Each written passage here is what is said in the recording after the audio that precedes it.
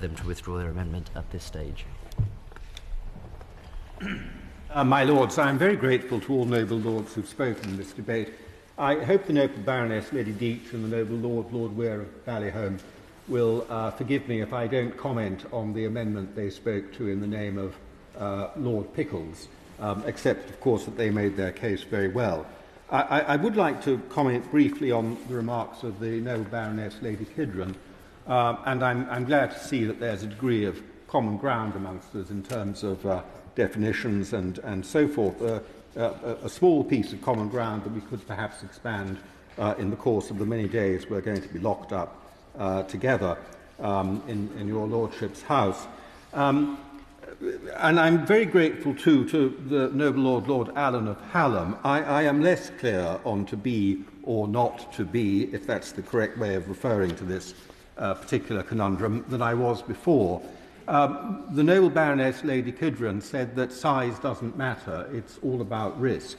But my noble friend, the Minister, when he rose to speak, cunningly conflated the two and said at various points the largest and riskiest. I don't see why the largest are necessarily the riskiest. A large, well-run company, I mean, on the whole, if I go to Marks and Spencer's as opposed to going to a corner shop, I might expect higher and rather less risk in. I don't know. I don't see why the two run together.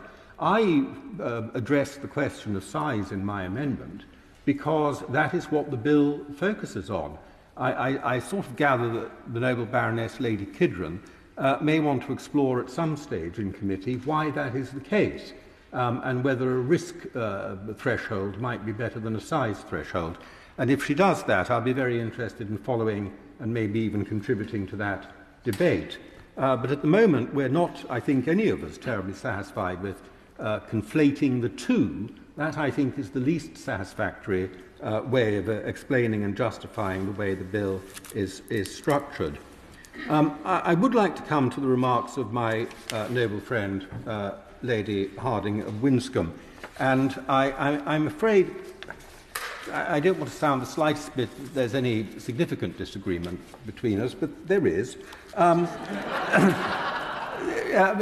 She suggested that I was opening the way to businesses building business models that took, I think she said, not taking children into account at all. My amendment is much more modest than that, my lords. There are two ways of dealing with harm in any aspect of life, aren't there? One is to wait for it to arise and then to address it as it arises, and the other is to be constantly looking out for it in advance and trying to prevent it from arising.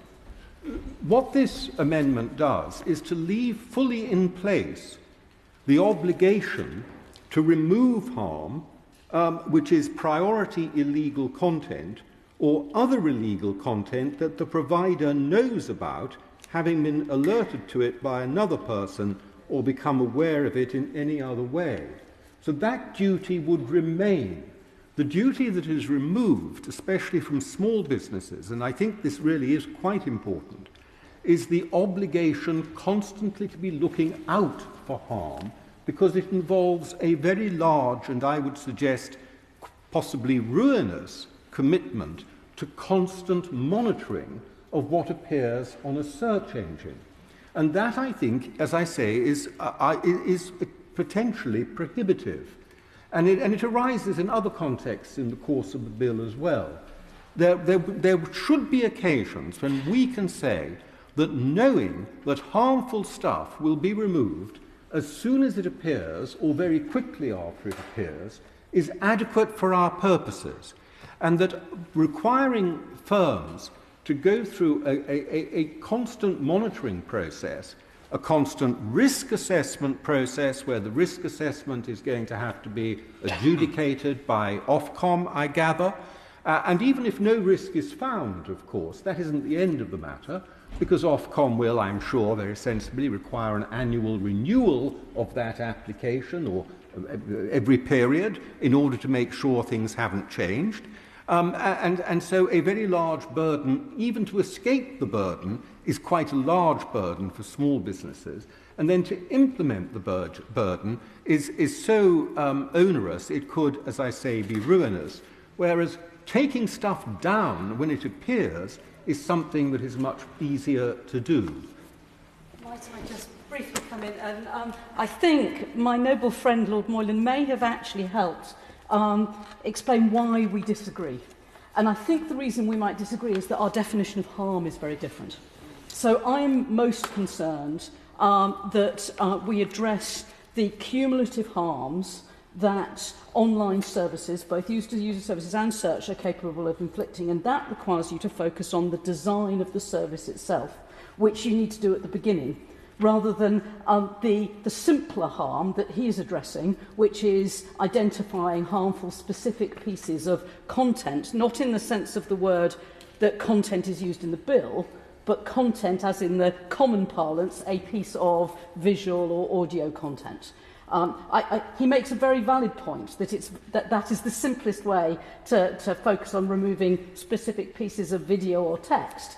I'm more concerned that you can't exclude small businesses from designing and developing their services such that they don't take consideration of the broader set of harms that are possible and the broader set of harms that add up to the cumulative harm that we see our children suffering from today. So I think our reason for disagreement is we're focusing on a different harm, rather than that we violently disagree on... I agree with him. I don't want to see very complex bureaucratic processes imposed on small businesses. I actually think they need to design their services when they're small, and that makes it simpler and easier for them to monitor harm as they grow, rather than waiting until they've grown, because the backwards re-engineering of a technology stack is nigh on impossible.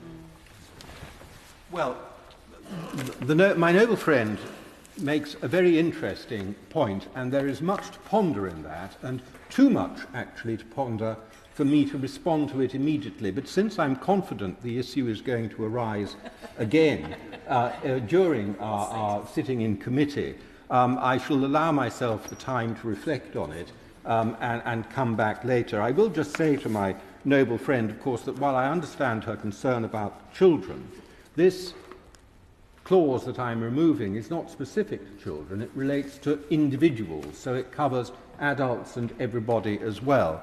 And I would also say to my noble friend that if that is what she's trying to achieve, and I think what she's trying to achieve, I'll reflect on it, I think this bill and the clauses we're discussing are a very blunt way of going at it and probably need more refinement even than the amendments we have seen tabled so far. But that's for her to consider. Anyway, my lords, I think it has been very valuable. I'm grateful, I didn't mention, but I'm grateful also for the contribution from the noble Baroness Lady Merron.